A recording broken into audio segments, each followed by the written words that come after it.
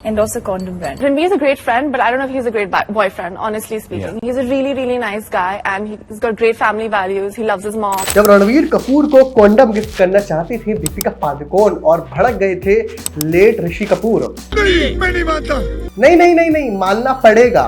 दरअसल ये पूरा मामला 2010 का है, जब दीपिका और सोनम कपूर करण जौहर के कॉफी विद करण शो में पहुंची थी। शो में करण जौहर ने दीपिका से पूछा था, आप रणवीर कपूर को गिफ्ट में क्या देना चाहेंगी? जवाब में दीपिका ने कहा, मैं रणवीर को एक कॉन्डम का पैकेट गिफ्ट करना चाहती हूँ, क्योंकि वो इसका इस्तेमाल बहुत ज्यादा करते हैं। And also condom brand. साथ ही दीपिका ने यह भी कहा कि रणवीर को किसी कॉन्डम कंपनी का ऐड करना चाहिए। हम सब जानते हैं रणवीर दीपिका रिलेशनशिप में थे और 2 साल तक इनका रिलेशनशिप चला था और फिर एंट्री होती है कैटरीना की।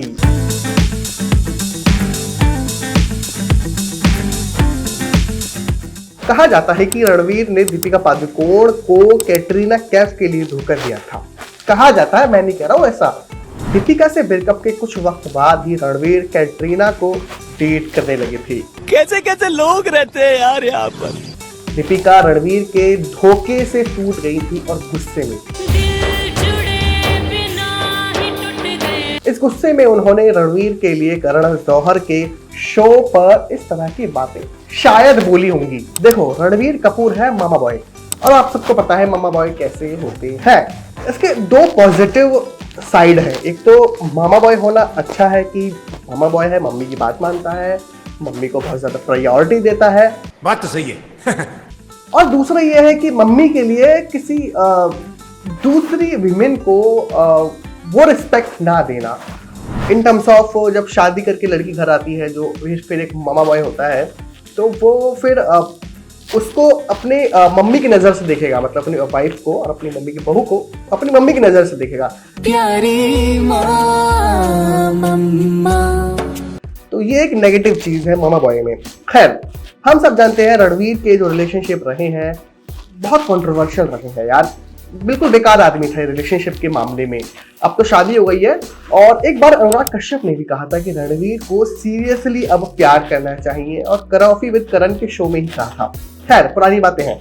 वहीं 2010 में कॉफी विद करण शो में सोनम कपूर ने रणवीर के लिए कहा था, वे एक अच्छा दोस्त है, लेकिन मुझे नहीं पता कि वो एक अच्छा बॉयफ्रेंड है भी या नहीं। Ranveer is a great friend, but I don't know if he's a great boyfriend. मैं रणवीर को काफी समय से जानती हूँ, लेकिन एक दोस्त के तौर पर मेरा मतलब है कि दीपिका इतने समय तक उनके साथ बहुत अच्छे तरीके से रही हैं। इसके बाद दीपिका ने सोनम को थैंक यू कहा था।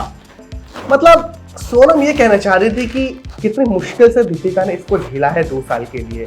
तो दीपिका उस वक्त हंसती भी है कि हाँ, सही कह रही है Sonam. She did a great job hanging on to him for so long because he's thank you. वहीं लेट ऋषि कपूर इन दोनों के कमेंट से काफी भड़क गई थी। एक इंटरव्यू में उन्होंने कहा था कि दोनों की बातें उनके क्लास को दर्शाती हैं। ऋषि कपूर ने यह भी कहा था कि इन दोनों को इस तरह की बातों से ज्यादा अपने करियर पर ध्यान देना चाहिए। भाई बहुत बुरा भड़के थे लेट ऋषि कपूर। ऋषि कपूर ने तो दोनों एक्ट्रेसेस के बारे में ये भी कहा था कि इन दोनों को शो में इनका पिता की उपलब्धियों के कारण बुलाया गया था, क्योंकि आज तक इन लोगों ने खुद तो ऐसा कुछ किया नहीं है। और ऋषि कपूर ने सख्त लहजे में इन दोनों को सलाह भी दी थी कि किसी को नीचा दिखाने से अच्छा है कि वो अपने करियर पर ज्यादा ध्यान दें।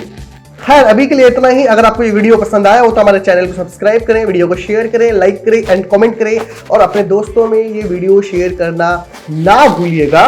और उनको ये बताइए कि भाई ऐसा भी हुआ था और दीपिका ने ऐसा बोला था, ताकि उनको भी पता चले और कमेंट करके अपने विचार, राय, ओपिनियन जैसे भी आप समझें करके बताना।